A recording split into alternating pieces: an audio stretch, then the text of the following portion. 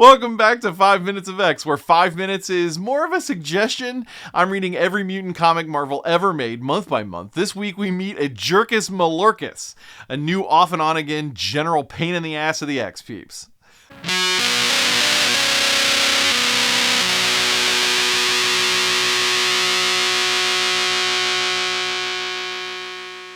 Alright, so X-Men number 64 dropped on November 18th, 1969, and had art by Don Heck and was written by Roy Thomas.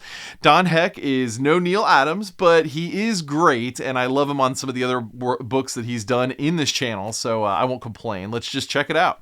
Alright, so we open with a full-page shot of Sunfire, a new mutant being introduced this issue. He's wearing a Rising Sun-style outfit. This dude is Japanese and is calling all us Americans ants.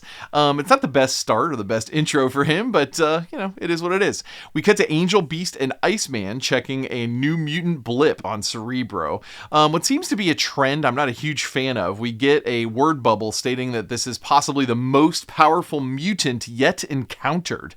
I get it. We need some excitement for each issue, but it's just always sort of over the top, right? Like it's always bigger, always bigger. So Sunfire has spent enough time reconnoitering, and it's time for some action. He heads to the United Nations, where Mr. Yoshida, one of Japan's greatest statesmen, is speaking. And at the conclusion of his speech, Sunfire calls him a traitor and attacks. Sunfire can fly, and he can shoot fire from his hands. As he attacks, Beast intervenes. A woman on the site is heard saying that she's surprised that the X-Men were here to defend the humans. She had heard that they were criminals. Beast tells a joke about the X-Team's growing numbers while tussling with Sunfire and needs to be saved by Angel. Iceman and Angel take up the rest of this fight. Sunfire talks a lot of smack, but in the end, he just escapes. The boys return to Midtown HQ, and Sunfire returns to his uncle somewhere nearby. What follows is this really cool page, like where in between rounds in a boxing match, Beast has a major sunburn on his face, and Sunfire's uncle is like keeping his shoulders loose as he works him back up again with a story montage. So Sunfire was in utero when the Hiroshima bomb was dropped. His mother was carrying him many miles away, but apparently caught enough radiation to die of it on the same day that he was born. Years later, when touching the charred soil of his homeland, he became the man that we see now, Sunfire. His uncle trains Sunfire, and now it's time to take out his anger, or their anger actually, on the Americans. The X-Men start hunting for this new mutant for round 2, and our setting shifts to Washington D.C. as Yoshida, the dude who was almost assassinated in the opening scene, is going to be speaking there. So a lot of pages happen here, but they seem to happen in an order that's like meant to most confuse the reader. So here's the real deal. After the mom died and the uncle started training Shiro, the guy that we're calling Sunfire, Mr. Yoshida is Shiro's dad, but the comic wants that to be a huge twist. It's not. Mr. Yoshida and the uncle are brothers. They are on opposite sides. Mr. Yoshida wants peace. His brother, the uncle, wants war. I mean, because he's just a dickbag or whatever. What can I say?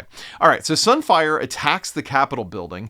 Angel gets singed wings. Iceman uses an ice wall and holds it for a while, but in the end, Jean lifts Cyclops to the top part of the building, the rotunda on the outside, and he zaps Sunfire. Both Sunfire and Cyclops start to fall. Jean catches Scott with her brain power, and Sunfire catches himself because he can fly.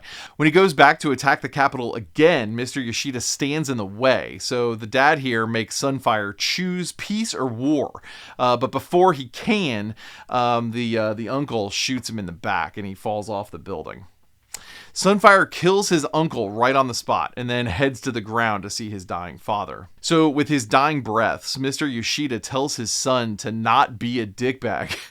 He tells him to look to the future, not to the past. The cops are going to wait off to the side, and the X-Men walk away lamenting that they couldn't get to Sunfire in time to join them. We end the issue with Sunfire crying over his father's dead body.